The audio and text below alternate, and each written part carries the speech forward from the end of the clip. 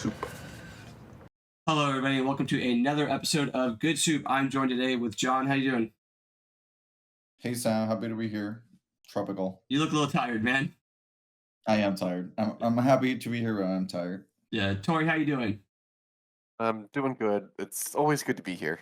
All right, so on your screen, you will see a card that I think just brought as a part of Magic that I'd like to see brought over to Final Fantasy. I did try to make the cards a little bit thematic. That wasn't the primary goal. Just kind of talk about some cards in Magic that I like and want to see their application in Final Fantasy.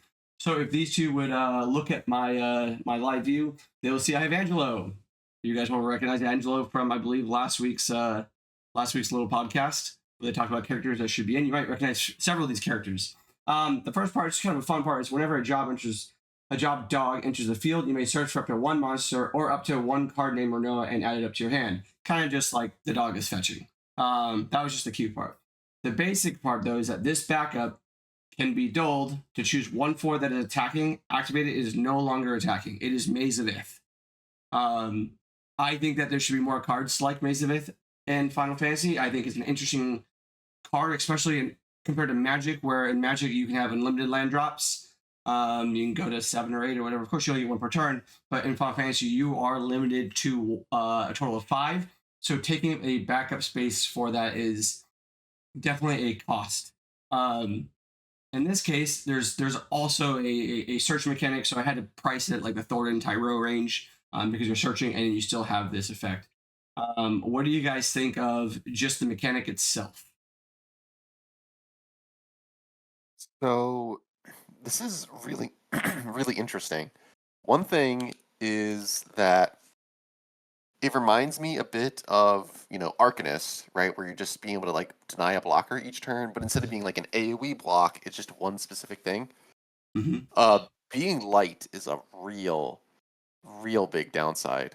Is there a reason why you didn't pick like a certain element or color with this, like ice or So like I would think you want to do like ice, right? So with the other ones, you'll see that I did, for the most part, not all of them. There's another light one, but I picked light for a few different reasons. I wanted to represent a good boy, good girl, doggo. But I also just thought that in Magic, kind of keeping to the thematic view, Maze of Ith is colorless, like everything. Maze of Ith is colorless, and everyone has access to it. I kind of wanted this to be a type of card that everyone has access to.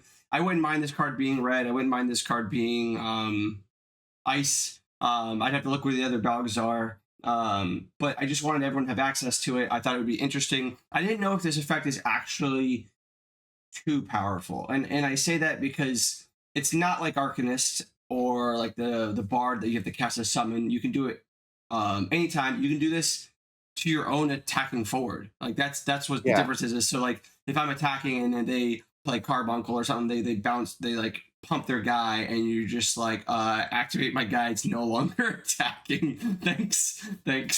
So I didn't know if this effect was actually too good. It's particularly because it also has a search every time a dog enters. And with let's say you're in like fire and you're playing like interceptors.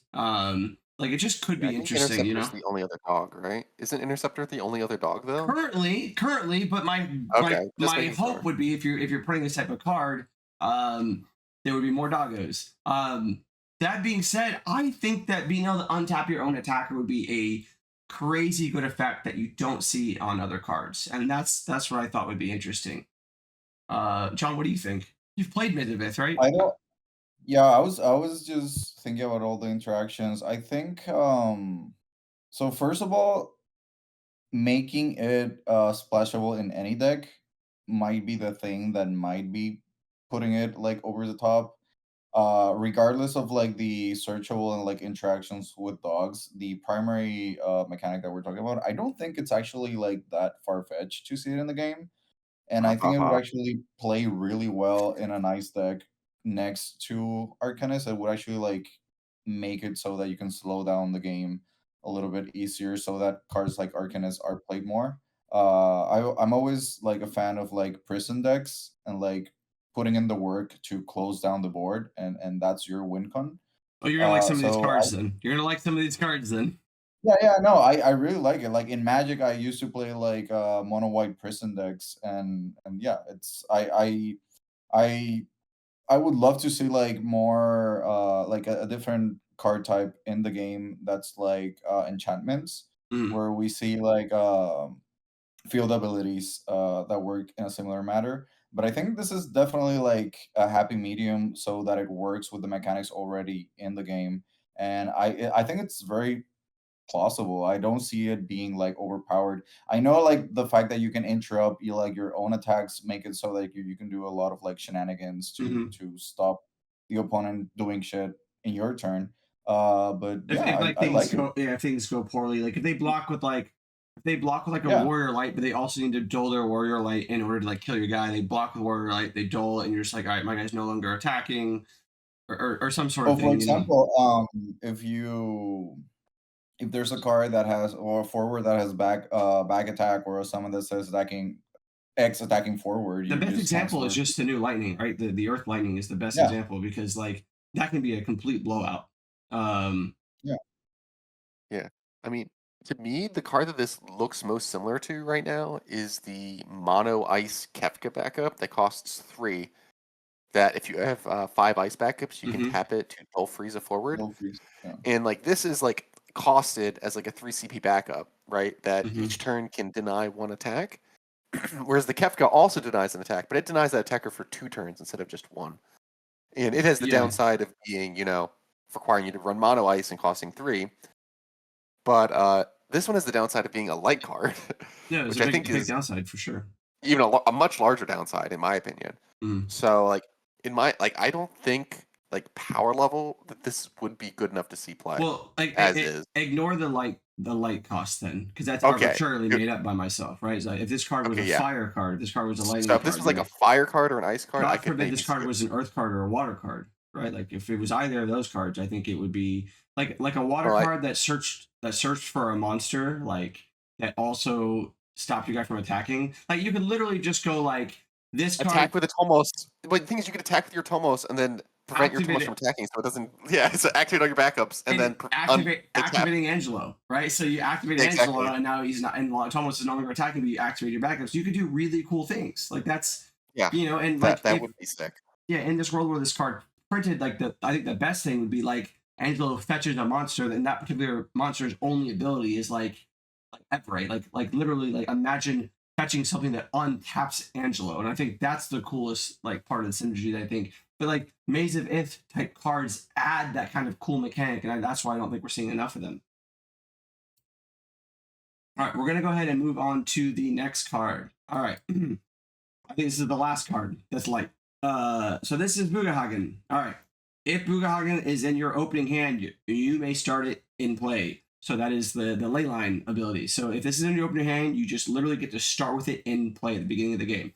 And then it says, when a forward you control is put into your break zone, return it to your hand. When a forward your opponent controls breaks, put it at the bottom of their deck instead.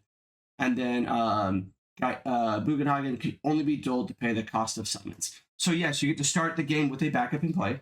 It does take up a backup slot. It does take up your light slot, and if you draw it later, that is a problem.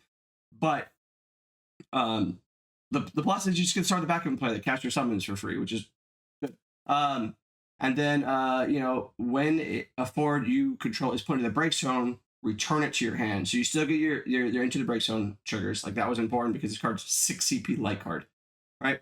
And when a forward your opponent controls breaks, you put it at the bottom of their deck instead.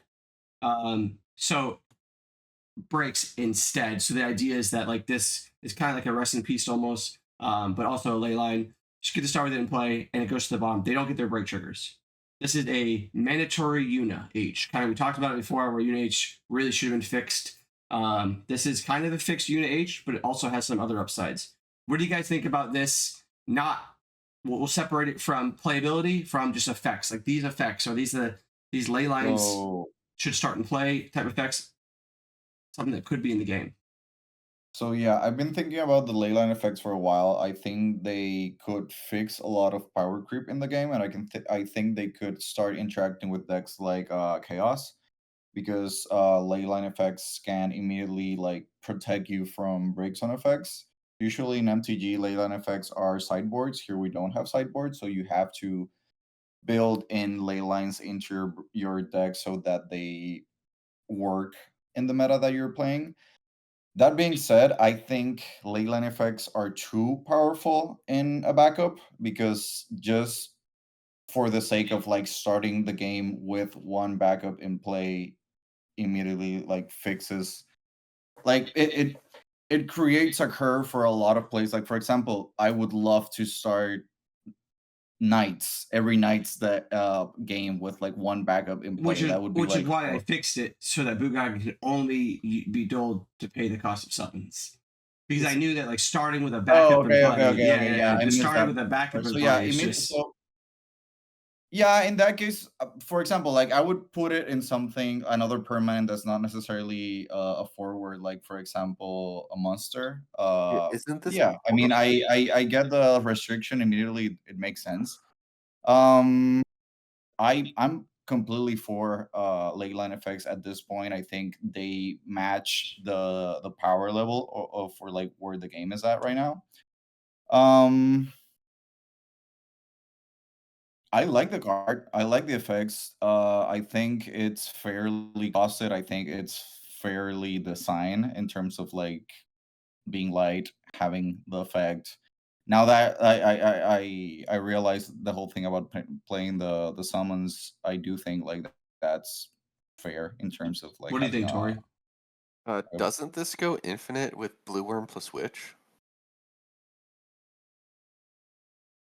Or to be if you don't want to draw through your not whole infinite, deck? yeah, not well, it with infinite CP it does. Well, let me do a different one. Zombie Mira.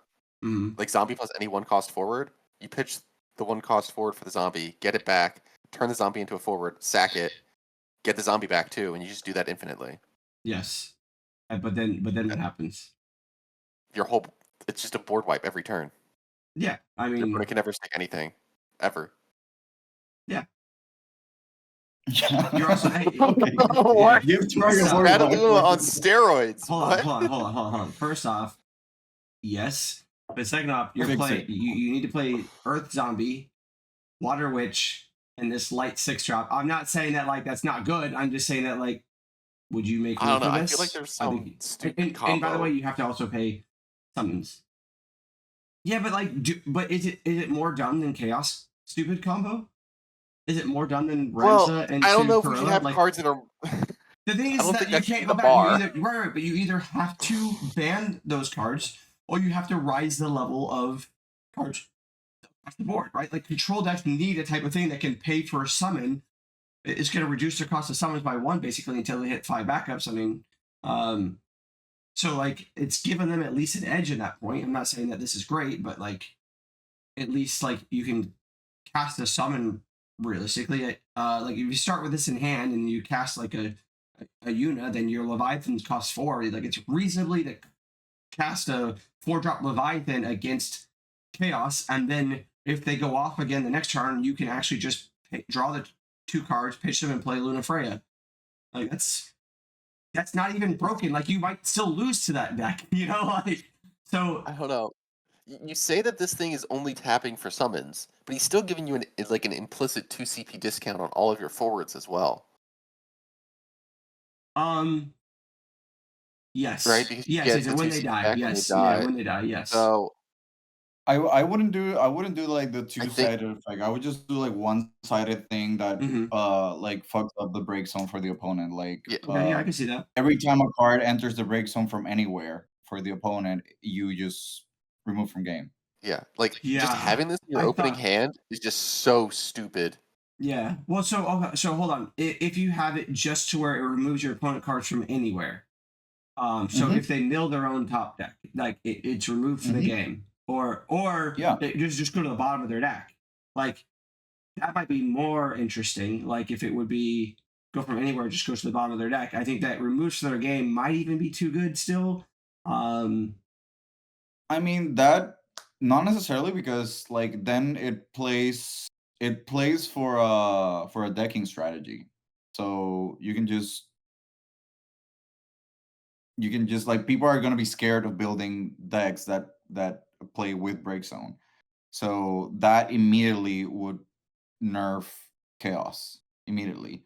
So it's something I that's mean, definitely like you say that, but how many control decks are going to play a 6 CP light card that like can't cast a Shantoto, for example? Like it can't not while it's in play and not while it's in your hand. I'm not arguing against this card. I think this card would be really good. I'm just saying that like I don't know that like this not being able to help you in any type of way. Like you can't use this to cast an Une.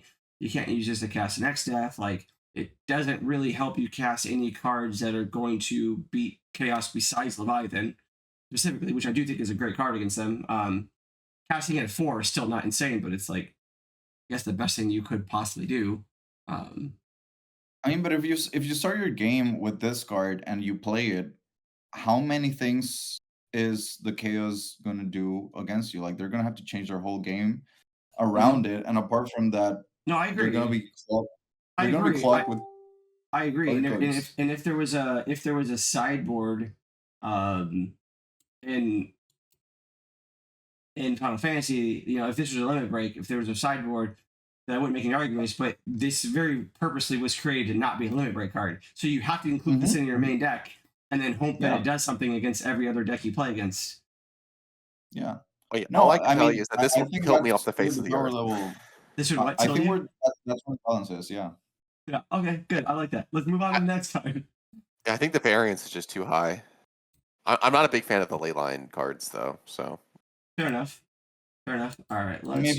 if you make it any other way so that it's like a limit break or something, it's too powerful. But right there, what it is, it's like you have to make the choice. If you put it in your deck and it fixes a lot of matches. I don't know. Yep. All right. Let's go on to the Leylights are next. supposed to win you stuff Let's go on to the next card. by All right. themselves.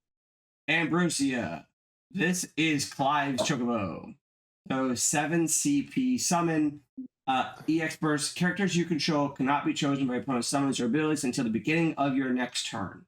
If you would take damage before the start of your next turn, that damage becomes 0 instead. And because it's 7, which is a fair cost, I think, search for 1 card in Clive and play it onto the field. Damn. So this is Teferi's protection from Magic, which is basically you phase out until the start of your next turn. So your opponent can't attack you, your opponent can't do these things. This is different in slight different ways, but the idea really is that like when your opponent's going for lethal, you can kind of be like, I'm gonna cast this. I'm not gonna take any damage. You can't target my stuff, and then I get to take my turn. I have one more turn. I have one more turn, and that turn is going to have a Clive in play because I thought it was cool for Ambrosia to search for Clive. Although, ironically, I guess thematically, even though I haven't finished the game, I know Clive searches for Ambrosia. But still, I thought it was an interesting way. I think that this type of card, this like, I'm going to phase out, would be powerful in Final Fantasy and not broken. Yeah, it's like a time warp. Yeah. Shouldn't it summon the Clive first, so that way he gets the protection? Or does it not matter? I don't know. It's just I think it's like a state based thing where characters you control they're not gaining this. They're not gaining this. It is a state based thing that says characters you control cannot be chosen. Oh, so it applies to you, not the characters. Okay. Correct. The other thing is that even if Clive could be chosen, it's still pretty good.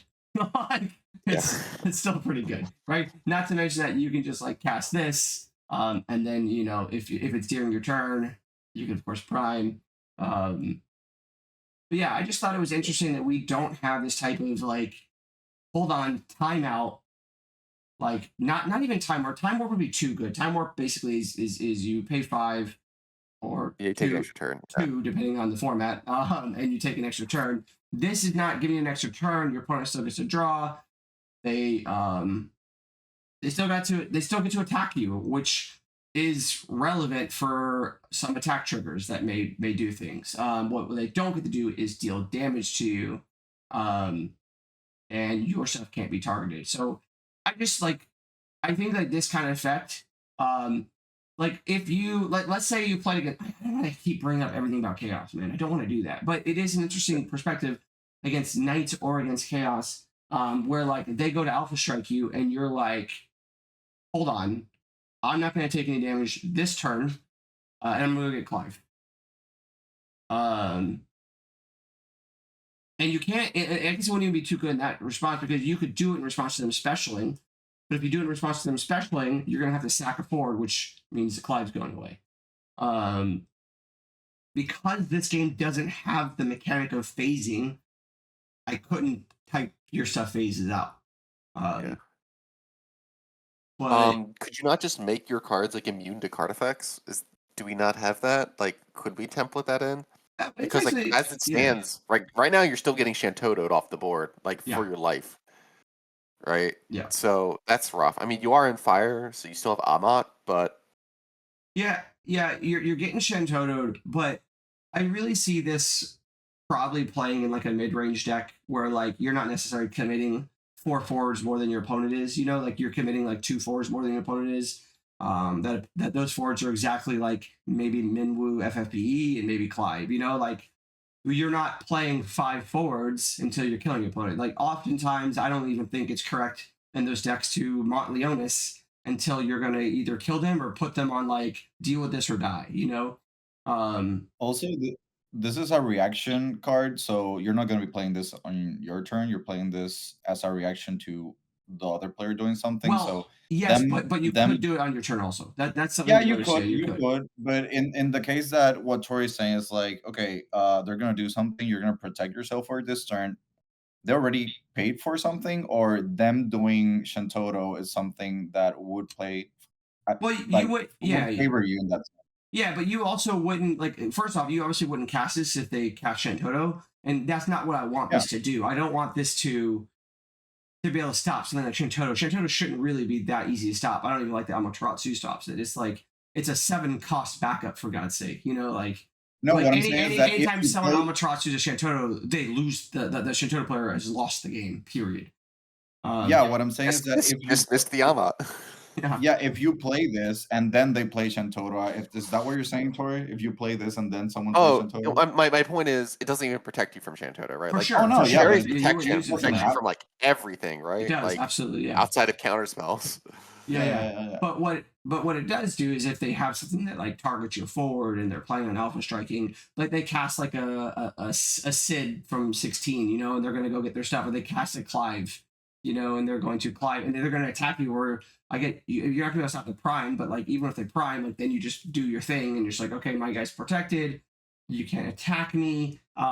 It does allow you to do some weird effects that like deal yourself a damage, for example, because if you take damage, it becomes 0, which I thought is like that's kind of an interesting element. Like you could technically light Vasoya their forward and take no damage, and if you had ways to untap your Vasoya, you could kind of go off like that. But it's a 7 CP forward. It's summon. So what do you want?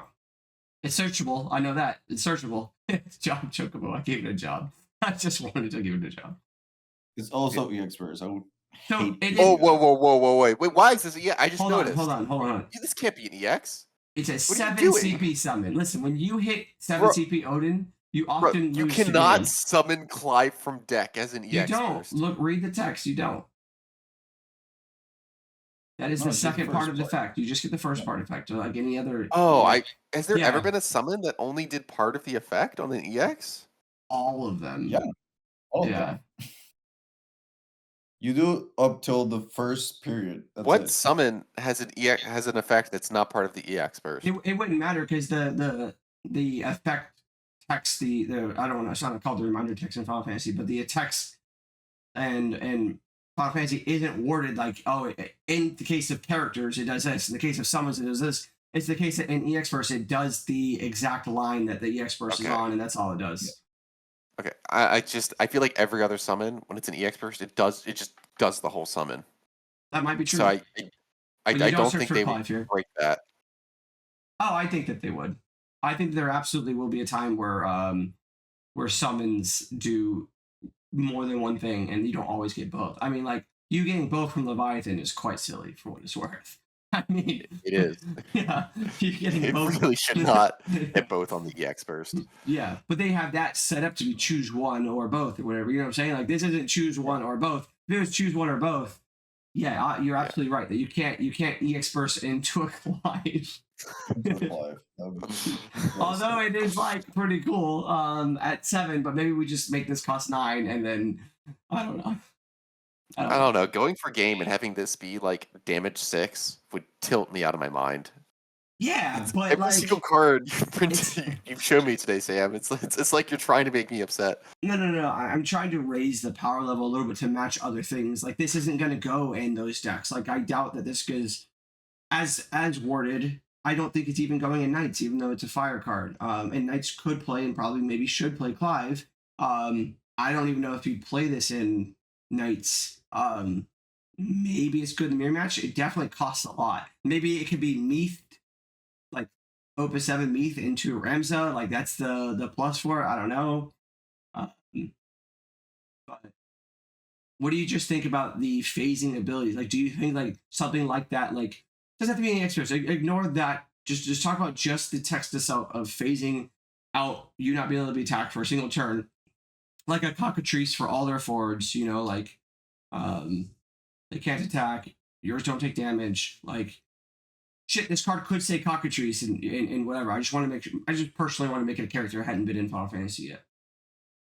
Yeah, I think this style of effect is like something that could exist, like for just like some kind of effect that says like a timeout. Nope, no damage this turn. Do you think it Yu-Gi-Oh should has a ton like a exist? fog, like a fog. Fog's a I good don't think example. Yeah. I don't think there's necessarily a problem with it. I just think that the developers want the game to be faster and more aggressive, and it's like antithetical to how they want us to play. I think that Uh, I This don't disagree with isn't you, but the issue is that a lot of people who are still playing this game like their control decks, they like their mid range grindy yeah. decks, and I think that you need to cater to them a little bit. yeah, It has to exist as an archetype. I don't Oh, think there's control, yeah, anything mid range, yeah. wrong with Yeah. slowing the game down with fog style effects. Okay, all right, let's move on to our next card. All right, 10 CP Adamantoise. This is a monster Torrey. Oh All boy, right. and it's Adamantoise costs 1 less for each forward on the field. Adamantoise is a forward with power 12,000 if your opponent has 5 or more forwards. And the effect that I really want in Final Fantasy is like this ghostly prison propaganda effect. Forwards your opponent's control have during your attack step pay 3 or this forward cannot attack. And then, of course, I thought that one of Adamantoise's cool attacks in the game is Shockwave. So thematic. So I like that this card isn't a forward right away, because you don't want it to be super interactable with, right? You don't want them just to own this thing and be really sad that you paid like 6 or whatever, however much you ended up paying for this. But it also, I thought it being forward was thematic, but I think if your opponent has like 3 forwards and you pay 7, there's definitely some interesting things where like, hey, like you have to pay 3 for each of those to attack. Like maybe they're attacking with one of them that next turn if they want to do anything during the turn. If they want to do nothing, then maybe they can attack with 2 of them. They're certainly almost never attacking with 3 of them, and this slows the game down for a control player. It slows the game down, makes it interesting for monsters. But I also, I want an Adamantoise to be castable. And so that's why it costs 1 less for each point on the field. What do you guys think about this? First off, ghostly prison effect, and then second off, the card itself. but 10 is a big number. It's one of the biggest. You can't realistically play this proactively. It needs to be discounted heavily, I feel. And like at least to me, like if this card is discounted to the point where I'd be willing to play it, like why wouldn't I just play like Shinryu and just wipe my opponent's board? So I would pay this. Let me counter that. Let's say my opponent had 2 forwards, right? I would play 8 for this over a Shantoto sometimes because like they're often not that. Yes, the Shantoto will wipe those forwards and they play new ones. This like they have to pay 3 every time they want to attack. So like it slows the game down a lot. And again, you could make this cost 2 less for each forward they have in the field. I don't know. I really want to focus on the ghostly prison part first. First talk about the ghostly prison part. Do we need that type of effect? We have planets, but planets are so underpowered that it's ridiculous. I think like again I'm way for the whole prison theme. I do like the effect. I think we need it. I don't think this should be cost 2 less for each because it immediately becomes free. against some decks. Like Knights. Hey, but like the decks for what that you it's want to worth, play against. for what it's worth, fuck all those decks that this is free in.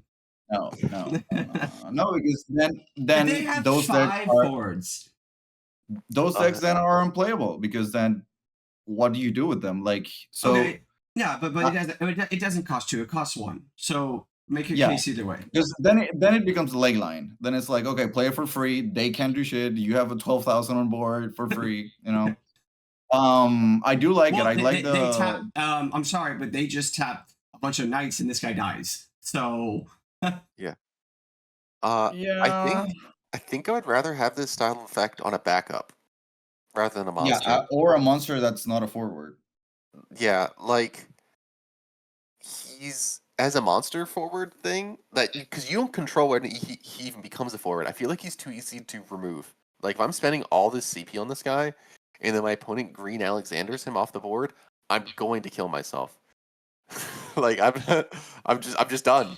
yeah, well, so Obviously you hold wouldn't on. play this. This Also, card Win is what's deck. not that good against a win ability? deck anyway. It's not I even good know, against a win deck. but like even Also, like some it's a board Refia wipe. decks are starting to put that card in their deck, right? Like they play 4-color wall and then they just bop this off the board. And like Refia decks go wide. That's like one of the decks that you consider playing this against. But then like they Just get 5 bottom. forwards on the board, turn him into a forward, and then they just Refia spin him, and then you just cry.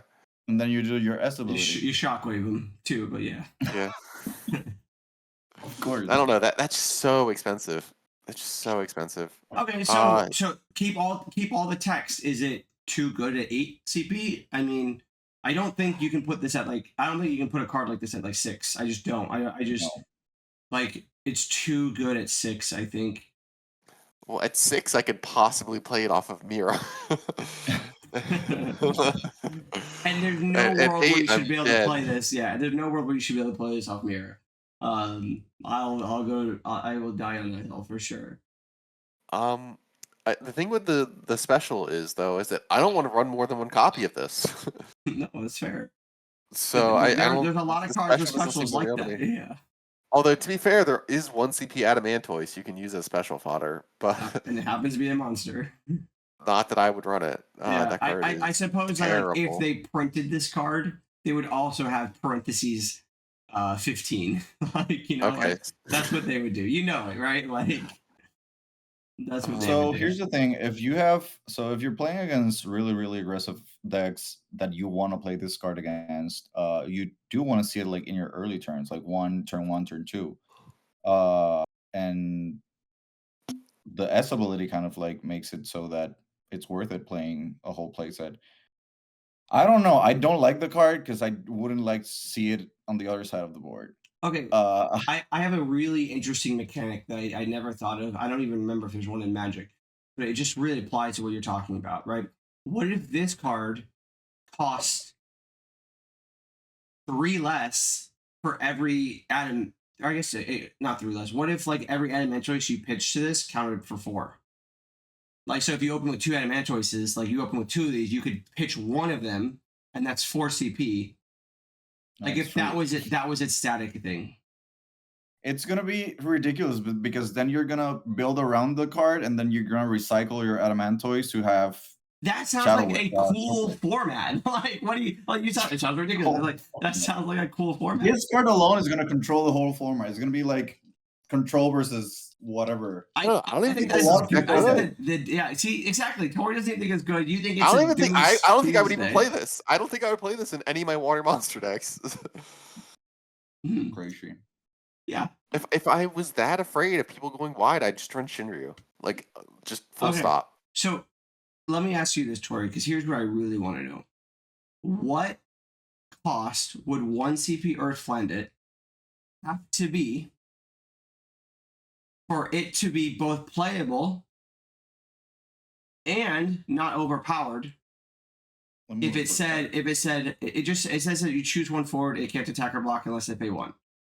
But if it said all the opponent's forwards this turn can't attack or block unless they pay 1, what would the cost of that monster be?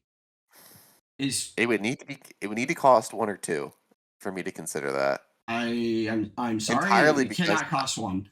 I'm sorry. Well, then it's got to you- cost 2. It's got to cost 2 then, because it needs to be realm searchable if I want to be playing it.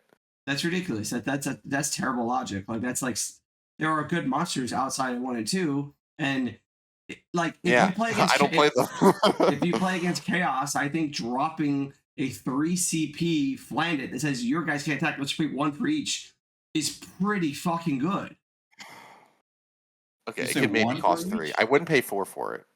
1? Like play like They pay 1 each. go Yeah, 1 Flandit. for each? Pay 1 Yes. for each? They don't play backups, so like the nice player would get to attack with one of their guys. The chaos player might get to attack with the guy, or they're discarding cards. Which, Most of the time, I'd rather just wipe my opponent's board. yeah, I don't necessarily disagree with you. The question is like, so would you not play Ghostly Prison at any cost? Like, is there no world where a Ghostly Prison effect is wanted? And then follow-up question to John: at what cost is Ghostly Prison too strong against your aggro decks? So definitely 1 and 2 is definitely too strong, especially if it's searchable for. Isn't it the same price? Like, isn't the same 1 and 2 exactly the same against aggro decks?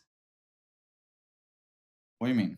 Like you're discounting a card in a lot of those decks. Anyway You mean like it has to pass the threshold that you discard just 1 card for it, and that it's searchable for realm. Outside that threshold, I think maybe 3 and 4 are there. I think 3 is fair. 3, and then at like a 4 cost, it would be fair if they had to pay 2 for each guy, or would that still not be playable? 2. That's a lot. I just want to point out that they printed this style effect already. We have a man in black that at start of combat chooses 1 or 2 forwards, and they have to pay to attack that turn, and it sees 0 play. Well, it doesn't see 0 play. It does. Okay, It does Brian see doesn't play. count. No, it sees play outside of Brian. It's a 4-drop forward, right? Yeah.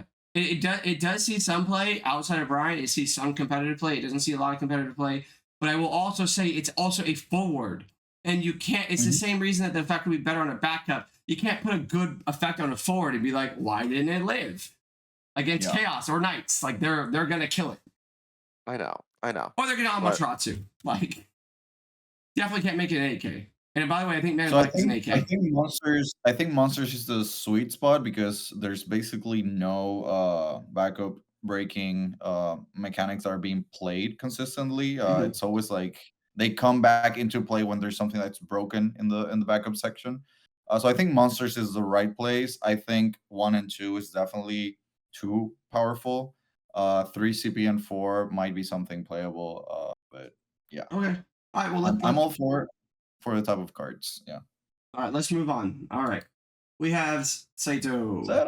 All right. This is a 4 CP win card. I thought this would be most effective. And win card, it says, it's an EX burst. When it enters the field, name 1 card. Remove all copies of that name card from your opponent's hand, break zone, deck, and limit break zone. Surgical extraction. Yes. When Saito blocks, you duel Saito. Saito cannot attack, and Saito cannot be broken. That is mostly thematic. So what do you guys think about the effect of immediately overpowered because it says name a card. So if you know what they're playing, if you have their deck list, if you're playing Top Cut in a big event, you know exactly what to remove. You draw that card, you win the game. For surgical extraction to work, you have to see the card, if I'm not mistaken. Or do you have to name it? No, it has to RFG it out of the break zone. So they have to have gone through a copy already. They need a copy in the break zone for it to work for surgical extraction. Here, if you name a card, there's a card in Magic that does this. You name a card and that's it. Yeah. But in Magic it's a whole different game. Like here, you name Refia, you win the game. Here, you name Chaos, and you RFG 11 cards in your opponent's deck. Chaos. But so let me give you a counterpoint. This card existing would be a detriment to those decks, right? It being in wind. Detriment to any deck. Hold on. It being wind means that yes, it needs to play in a few specific decks. Yes, it can be played in Refia. Yes, it can be played in most Earth decks, for example. but even just this effect, right? I think Yeah. personally that decks need to be stop being linchpinned around singular cards. I don't think it's healthy for the format. I don't think it's healthy for the game. I think that like if you build your entire deck around a single card, like you should have you should be doing like the only time that your deck being built around a single card happens is when something really bad is happening, right? Like when your opponent Karillas, or when your opponent Chaoses, or when your opponent Refias, right? Your opponent Hitlos, your opponent like Cloud Pods. Like these decks like are built around one card, and that's why we don't have like Jund decks or blue-white control decks. You know, we don't have this Well, archetype. Like we don't have more. Honestly, we don't have more monsters decks, right? Like if Realm was sidoed out, I think the monster deck could still compete, right? Yes. I think Yeah. if you sidoed out their witch, I think the monster deck would still compete. If you sidoed out any of these super toxic decks, they can't compete. That sounds like they need to have a different deck in the format. Like that's just my personal opinion. Like I get why someone who plays Refia might not feel that way, but like Refia is too easy. If you're like, well, my reward is that I'm playing 4 colors. I would agree if like you didn't have literally a card that searches for a backup that searches for another backup that fixes most of your colors, and then your other backup taps for any color, and your other board wipe backup also taps for any color. So it's not really you didn't really work that hard. Okay, so here's the thing. I get what you're saying. My favorite card in MTG is Surgical Extraction. I love the effect. I would like to see it in this game. I think name one card is too powerful. I think you should see at least one copy of the card before the effect goes into play, because if not, you're just deciding so the whole game. Let's errata this card. Let's errata this card. And it says this. Name one card. Look at your opponent's hand. If that card's in their hand, remove all copies from their hand, graveyard, and deck. So you have to know you play Saito, and if they don't have the card in their hand, that's what he does. Congratulations, you have Saito. You got to see that you paid 4 CP. You have a really good block. You have a really good blocker, and you got to see their hand. That's what they did. And if they draw chaos the next turn, you literally lose the game because they play chaos, and then you have to sack your Saito. And in that case, it's balance. And if it would say name one card, and just do all that, I would build every single deck of mine so that I can play the card. If it does just that you look at the hand, then it would just go into a green deck, and that's it. And people wouldn't like completely. Let me ask you. You said you build every single deck, but you don't really play win decks. So let's be honest. I know. I would make room for that. But you're saying you would switch to like Icewind, or you switch to like Lightning Wind. Yeah. This card would make me consider Waterwind as an option, right? Because it's even Larsa searchable, right? So again, if you're going second, you could just do Larsa, and instead of grabbing Realm, you just grab this and then slam this. I think there's also things that search for fathers. Maybe there's not. Maybe there's not. But no, I think they went out for milk. They're not coming back. Okay, but the other thing is that like I don't disagree with you, Torrey. Like you would probably make room for this, or just play some adaptation of Bounce House more focused around the current metagame and monsters. But would you still play Saito if there wasn't this giant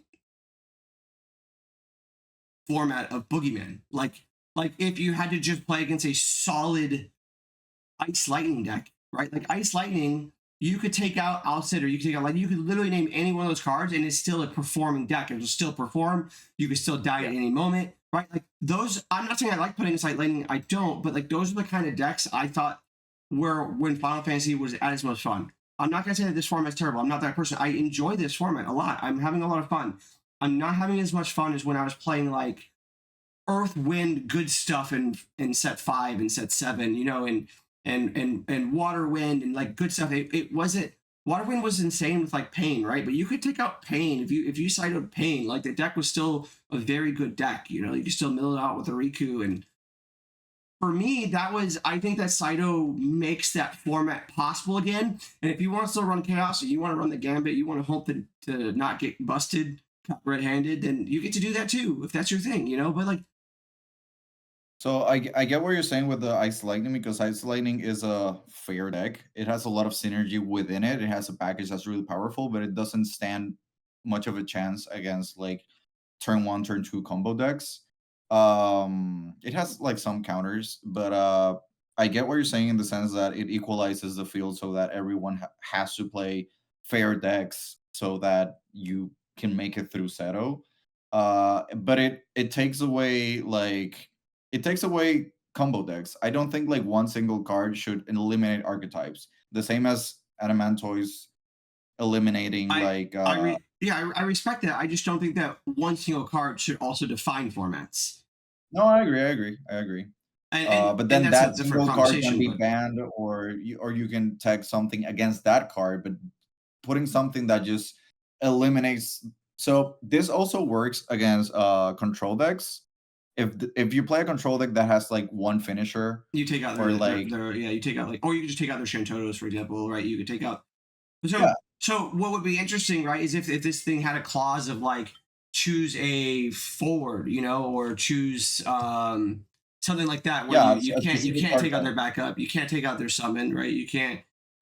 They're LBs. Yeah, I don't think you should be able to play this going first and just rip the backups out of your opponent's hand. Also, if someone plays this and declares Goblin against Water Fire, I'm just gonna scoop. Just mill 5 cards out of my Yeah, deck. you Okay? can take out Titus with this as well from the limit break. Which I think is a really healthy thing to do. I think that like Mono Earth should be able to beat you without casting the Mono Water card. Like that's just I mean, Yeah, but then you take the boss monster from Mono Water, because you is also Mono Water you not allowed can to play play. Tidus? It's also EX burst, so if you randomly hit this, you take 6 cards, 9 cards out of the deck. I don't know. It's way too powerful. all right, let me ask you like a follow-up point. All right, so because I wanted these type of effects and I want to make them playable, so I don't want to like dog shit all over or whatever. Here's a good example where this card could be good. What if you got to do this? You name the card, you remove them all from the game, right? And your opponent got to draw a card for every card you removed from the game this way. So if you removed your opponent's 9 copies of Chaos, they got to draw 9 cards. I still think Chaos could kill you with no Chaos if they had 9 cards, right? They're like Estenian, Behemoth, Roger and Fuji, you're dead. Gogurt, so like, what if they could draw a Then card it's for not a each good card card. removed? You don't. Then it's not a good card. Get out of here, man! Like, you don't. I don't think it's a good card. If I'm playing against Chaos and I name Chaos and I remove 9 cards, they draw 9 cards. That's an advantage. Yeah, but I agree, but you could just remove Fusions. You could just remove Rajans. True. Right? Even Like then, at if that you point, remove Chaos, that's on you. If this draws your opponent's 2 cards, you're still probably losing the game. That's such a tempo loss. That's crazy. Yeah, I don't think. I think if this draws your opponent a card for each card you remove, you first of all, it should draw your opponent cards for cards it removes from their hand. Okay. I believe there's a card in Magic that does a similar effect to this. It's like Correct. not farewell. It's a not dark. It's a black card. Yeah. That like destroys the card and then like removes everything. It's like the end or something. I don't remember. But for every card removed from your opponent's hand, it draws them a new card. So at least it keeps them card neutral in hand. This should definitely do that. Okay. But so here's the thing. Let's learn a little bit from MTG and how they manage this. Surgical Extraction, you can pay 0 for. You can pay 2 life for Surgical Extraction without actually any CP. So you can play 3 Surgical Extraction instant speed from your hand at the beginning of the game. You lose 6 life, and you can't do anything because you don't necessarily. Well, you choose a card from their break zone, right? From the break zone. Yeah. So that's the equalizing thing. You have to see one card. So that it's used with this card, with like Thoughtseize or like what's the other one? Cosmolix Extraction. So you see like one card from their hand, they discard it, and then you remove it from the game and from everywhere else. And I think that's the equalizing, balancing thing. Like you have to see one copy, and you just because it works against any format in which you see a deck list before starting the game, and that's powerful enough information for you to win the game with this card alone. So I would mulligan for this if I have the deck list for my Mhm. opponent, or if it's like So if this card, all right, so if this card match. costs 6, but they drew a card for those Yeah. cards removed, is it still? You're saying it's not good enough, or it's too good? It's No, I think that if they draw cards for the cards that you remove, I think immediately it's not It's not good because playable. that's yeah. so interesting because I think I would still play this card. I think that it's like a pretty good way to like I think that Refia can still beat you without Refia. I think is a lot harder. And I think if you ever cast a second Saito and you remove Warrior Light, But like you give them they're in 3 trouble. cards. Yeah. Yeah, I yeah. would give up But Refia to start with 3 cards none in my of hand. those cards, none of those cards are Refia. You know what I'm saying? And if you were They no, could be Warrior of Light though. yeah. Well, so that's what I'm saying. Like, let's say you play Saito and then you were Noah Saito, and you're just like, oh, cool. Like, I removed your Warrior Lights too. Like, they have a really hard time. And I'm not saying that like, but yeah, I guess they draw 6 cards. Can they beat you by drawing? I think they just lose. No, I'm very sure Refia just loses. In fact, I'm sorry, I'm 100% sure that if you take out Refia from the game, they're gonna lose. Even if you just take a Refia, I think with just Warrior Lights and Ferrises and Arcs, they can't kill you. I think they just don't have enough to kill you. Especially to be fair, through Saito, because he does block one of these guys. I agree, but then what do you do against I don't know, mono water, ice lightning, ice the new mono ice, like But you're not this card isn't supposed to solve the format for every deck you play against. That's not what it's supposed to do. but It's supposed to give it's like gonna be Wind a chance to sing beat these combo decks that Wind has no chance at beating. It's not designed Yeah. to say like Wind should be able to beat mono water. It should already beat mono water. It's not designed so that it can literally handle any deck in the format. Like we definitely don't want that type of card. We want Wind to be healthy but not broken. Like I don't like Wind. I don't like playing in Storm, but I think that it's an interesting element. I think like Wind Water was fun deck. I think the Lightning Wind decks I saw before were fun. I thought March Rich was fun. It wasn't really till Storm came around that Wind was like way less fun to play against. So this just handles those types of things. I don't know. I don't like how it seems to be such a silver bullet card, but that's just me.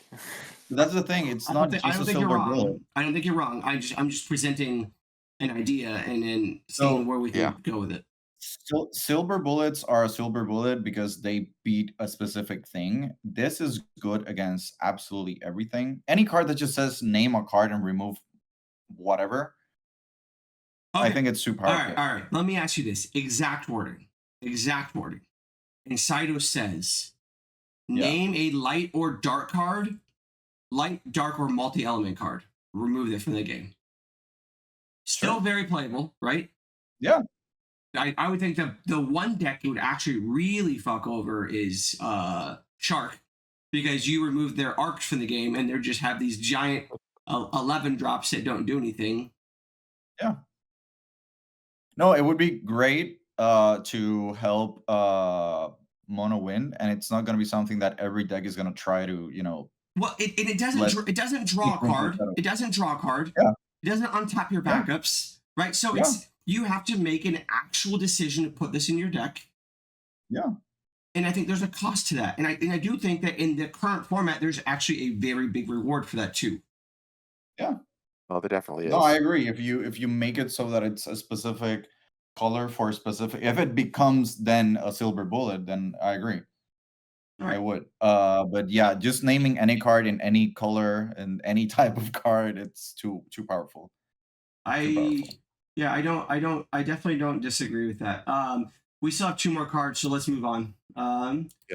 Nectar 5 CP backup Moogle. This was inspired by Chris, who loved his Moogles. When Moogle enters the field, choose 3 backups you control, put them in the break zone.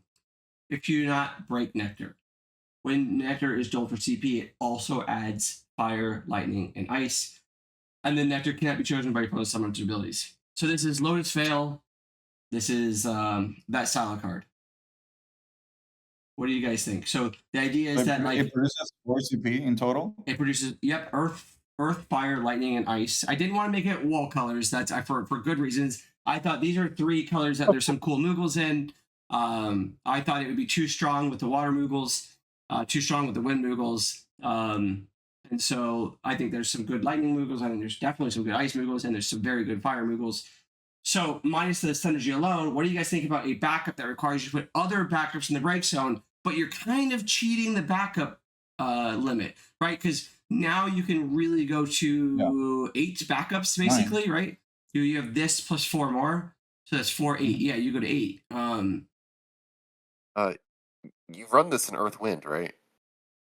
Right? You Like, not. with, I don't like, think you would run this in like backups. yeah, ghouls. Oh, beyond the actually, yeah, definitely because it does. Yeah, like with Evray, isn't this like really disgusting? Yeah, so having okay. back to the taps for 4. Yeah, but I think Like, it's yeah, but I think like now if this just did that, right? Like obviously you would need the dual clause on it, so it can't be used when it first comes in.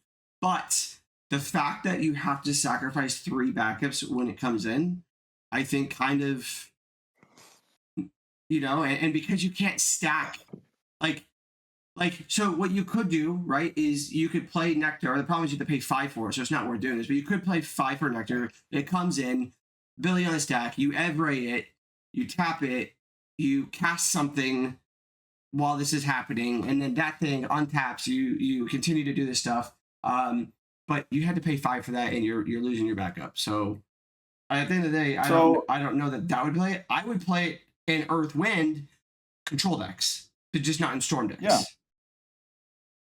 I really like it. I think it's balanced, but it's also like replaying backups that have like ETB effects, like for example, I don't know, 2CP Fire Garland backup, making it so that you can break your own and then play another one. It's also an upside. But I think it's like fairly costed. I think it's balanced. I think Every is going to be banned if this is printed.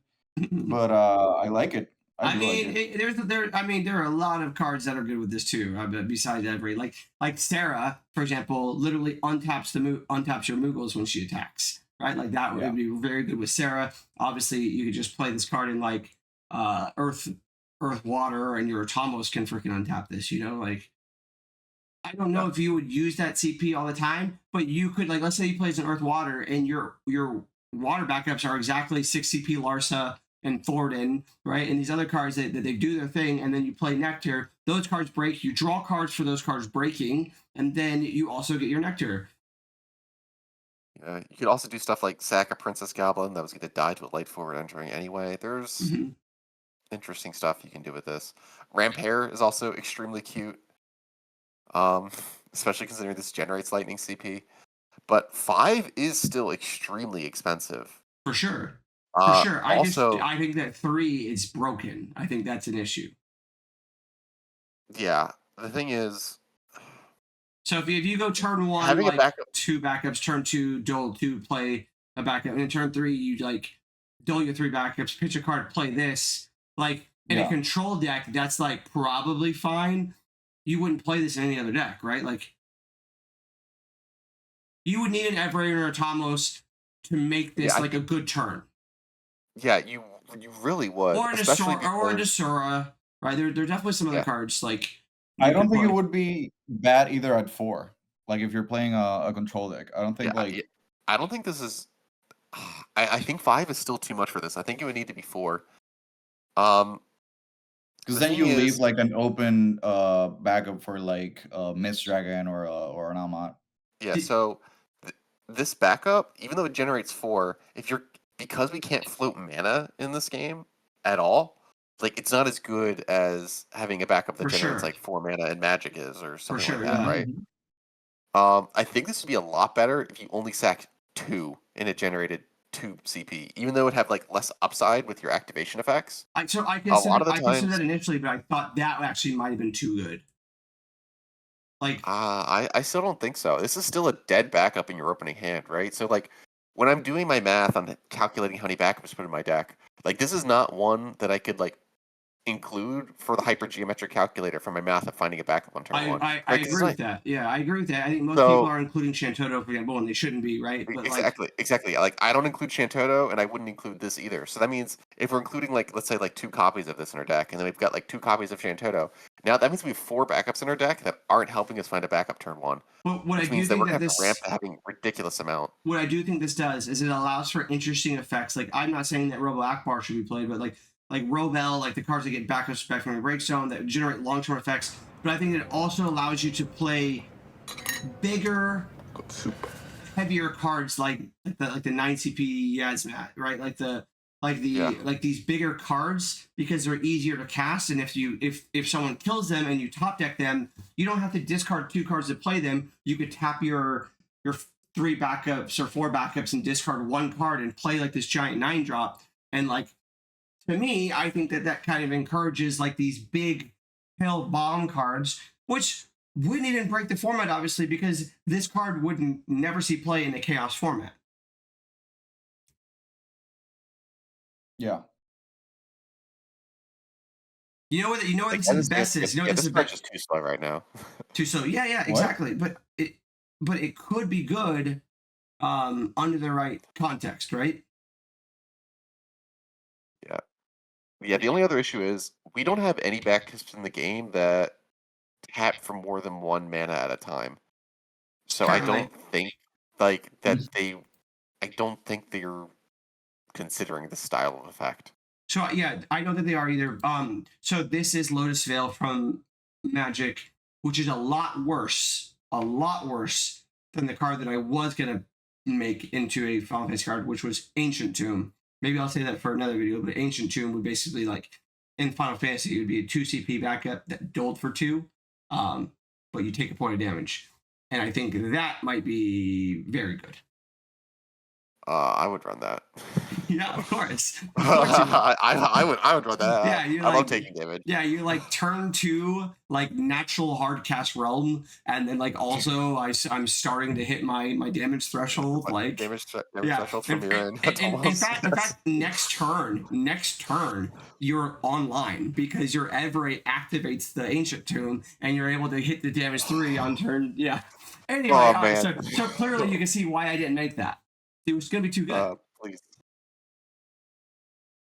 But all right. Next card. Yeah, let's move on to the final card. The final one. The final card is ACP Light of Judgment. This is Kefka's way that he destroys the world. Spoiler. First part for flavor. If you control a card named Kefka, Light of Judgment costs 4 less to cast and may be cast from your break zone. And then, when you cast Light of Judgment, remove it from the game instead of putting it in the break zone. Break all backups. I think that we need an Armageddon. I think that like I do too. I think that there Brother. are like imagine like an Ice Lightning deck that went like turn 1. I guess Laszlo's a bad example because you want the backup first anyway. But like they went like turn 1, couple guys, and then the win player's like, okay, well I know how to handle this. Backup, and then they're like Kefka Light of Judgment. How can you complain about all these aggro decks not running backups in the same breath as you know what we need to remove all backups from the game? What is wrong with you? I think that we need this type of effect, an Armageddon effect. I think it allows for a certain kind of cool strategies to exist. And then it's not like this card could be cast very easily. Like the card, the decks that can cast this card currently, Fire, Earth, Ice, if you're like mono ice, right? Mhm. And then like that's the only cards I could cast it like well. Like yes, there's a Dark Kefka, which I think is a really cool Kefka, by the way. But I just think that we need an Armageddon in the game, and I don't know how to cost that effectively. It happens to cost 4 in Magic, and I want to kind of keep it thematic. I know that Final Fantasy is a very different game, but I thought that like Kefka being in play means that you could cast it would be interesting.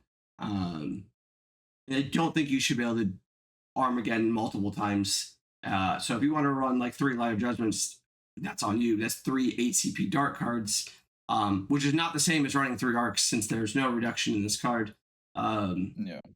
I think it's interesting. I think that like the mid-range aggro decks, not even just aggros, the mid-range decks could use this as an out to get over Storm, because honestly, right now those decks can't beat Storm, right? Like you're never beating Storm with a mid-range deck. You need to be very aggro. In fact, one of the ways that monsters beat Storm is it has to go like Realm into like Tonberry and and Piranha, and like you can just out aggro them in some instances. But like most of the time, a good Storm player is going to beat mono water monsters, for example. Like it's just. Well, yeah, the mono water version, the water fire version has a pretty decent. Well, yeah, of course, it has Tybus, Furion, and those cards, which change it. Clive and Ammon, yeah. Right, of course, it changes those things dramatically. But I don't think that we have an Armageddon that is good. We have like a Eduardo, I think, that like breaks all backups, it breaks all dull backups, and also it costs $1 million. Yeah. And by the time you pay its cost, all your backups are also dull. Yeah. So it seems like it's one-sided, but it's also a special. It's like I've seen people play it, but I've never seen it win. It's cool. So the awkward thing about this is that I'm gonna be real with you. This card isn't good, and I think that it's a dark, right? This is a dark summon that does nothing against chaos, right, or aggro decks. For sure. So it's a dark card that is dead in half your matchups. So it's never going to see play. So the question is, what would this have to be costed to see play? And I don't think that there is a like healthy point where this is both like good enough to see play and not toxic. Right. Because like, I think even at like six like is like 6? I would pay 6 to break all my. Imagine your opponent plays 2 backups turn 1, and then you slammed this down for 6. You spent just as much as your opponent did, and then now they have no backups, and you can start setting up. That would be awful to play against, just horrifically bad. So how about if it's 7, and then you make it cost 5 less with Kefka in play? 5 less with Kefka. Okay, so the Fire Kefka is like not very good. The Ice Kefka would be good though. The ice, because the thing that the Ice Kefka deck could do is freeze your backups until it came in. That would be interesting. I could see that being interesting. Also, the Earth Kefka that you break monsters to put it into play. What if? All right. I'm gonna be crazy. I'm gonna be so crazy right now. What if this cost 0 if you had Kefka? Why would you do that? Well, hold on. It's still dark. Why would you? It's still why dark. Would you print that stuff? Well, do you think it would? Do you think that it's literally any worse than Realm? Like, do you think it's more toxic than Realm? That's not the okay. Realm. Do you think it's more toxic Realm than Chaos? Toxic. But do you see what I'm saying? But really though, you're like, why would you do that? It's like, do you realize they printed a card that just kills you on turn 2? Do you realize they printed a monster that like untaps like 5 backups and draws you 7 cards? Like, what? Yes. Okay. Yeah, I know Atomos is fucked up. You don't need to tell me that. What I can tell you is that I don't like these high variance dark cards existing, right? So like half the time this Kefka is just going to be a complete and utter brick, and the other half the time it's going to be completely broken. And I don't like the variance there, and I don't like just how swingy that's going to make games in the end matchups. So I should have prefaced this with something, and this is my fault for not prefacing this podcast with this information. I have been playing a lot of more casual Final Fantasy because I started playing a little bit of Commander. I liked how much fun I was having casually building decks. I have so many Final Fantasy decks built right now that are not aimed at being super competitive. They're not aimed at being competitive. Okay. They're playing the Leons. They're playing that. And every card tonight has been like, would this card be fun? Do I think that like, hear me out. Do I think that like new players would be like, hey, this is a cool thing. I want to do this thing. And then they have fun and the game becomes more accessible to people just playing the game for fun. They don't have to keep power creeping everything to the next level, which is honestly what they're doing right now. And I would really like to see just cards that are fun to play. You're rewarded for having fun and you don't have to bring it to a fucking Crystal Cup if you don't want to.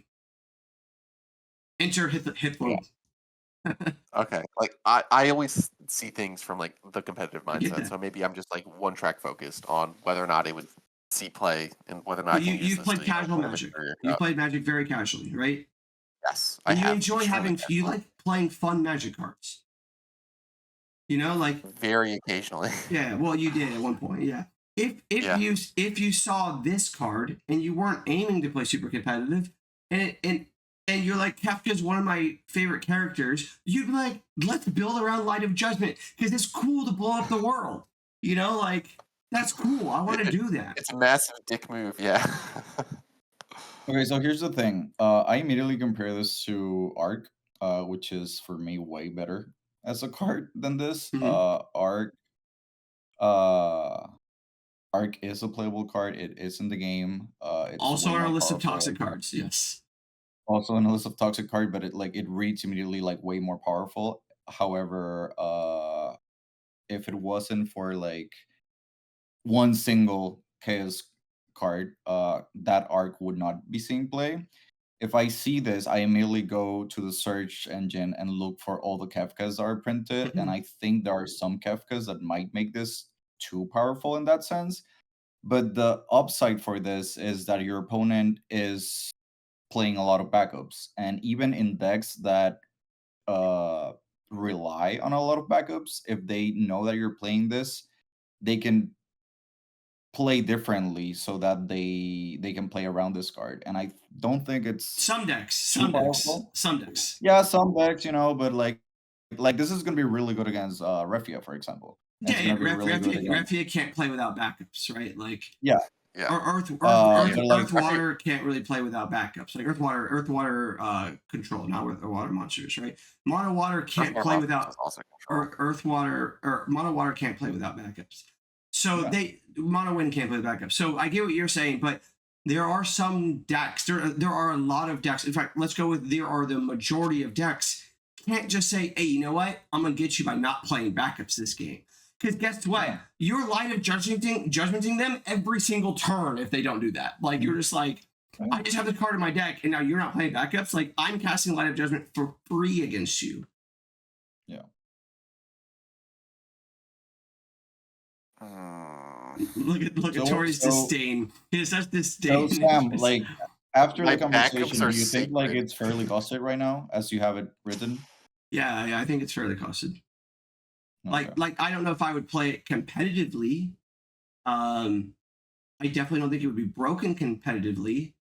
I think it's interesting that you could find ways to discard this card when it's in your opening hand and then play it later. I think that's kind of a cool thing that we need to have. Like this is, remember, I'm trying to get a bunch of Magic mechanics into this. This is also flashback. If you cast this card from your break zone, it removes it from the game, so it's gone. Yeah. Yeah. And I think that that's kind of cool where you can poo-poo this card away or Moogle this card away and then Light of Judgment later. Yeah. So the question is like, what would it take for you to play it competitively without thinking it's broken? If this card said that, well, you could just put this card in like fire or lightning, like one of the weaker elements.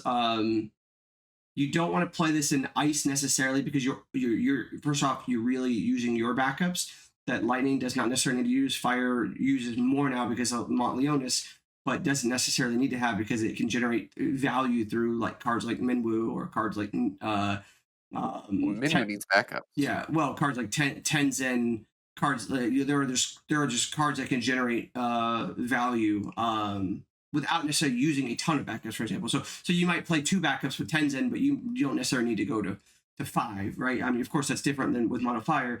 But if this card was fire or lightning and cost the same, I would consider it. Like I would consider it at this cost right now. I think it'd be really cool if the card costs nothing. If you have Kefka, but that would probably, I don't even think that would be too good. It would be competitive. In fact, FF6 would play this card probably. Yes, it has a lot of backups that are important, but it can build a board state that if you can't answer will overwhelm you, and it could build a board state and then go Light of Judgment. By the way, it's a 6 card. flip over a card, put it to my hand. Thanks, lock. You know, like Yeah.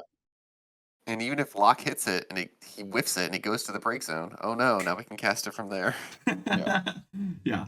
Anyway, I hope that this conversation has at least sparked some interest in people, at the very least, trying different cards. I would love to see what people think in the comments. The best part, like, not just what we have, but some cards that you think would be cool for Magic.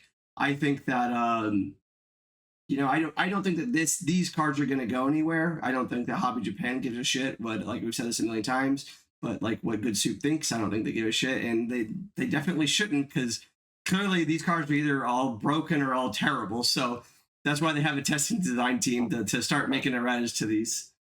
But anyway, thanks for joining. I appreciate you two joining me. This has been a really fun cast as always. And I'm definitely looking forward to the next one.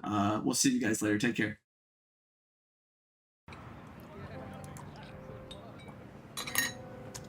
Good soup.